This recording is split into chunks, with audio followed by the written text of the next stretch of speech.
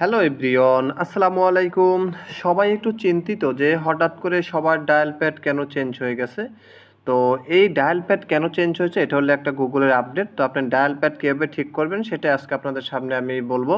আর সেই ভিডিওটাই দেখাবো যে আপনি ডায়াল প্যাড আবার আগেরটায় যদি দরকার হয় আপনি আগের জায়গায় চলে যেতে পারবেন। যদি আপনি এটা ভালো লাগে তো এখানেও আপনি রাখতে পারবেন। যদি আপনি চেঞ্জ করতে চান সেক্ষেত্রে আপনার কী করতে হবে, আপনি কাউকে ফোন দিলে দেখা যায় যে এমন করে একটা স্প্যামের মতো একটা দৃশ্য ওঠে যে কেউ একটা স্প্যামের মতো ফোন দিছে।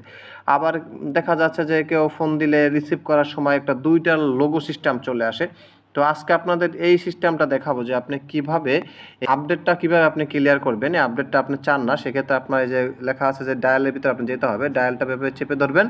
ডায়াল প্যাডটা চেপে ধরার পর এখানে লেখা আছে যে অ্যাপ ইনফরমেশন, আপনি অ্যাপ ইনফরমেশনে ক্লিক করবেন।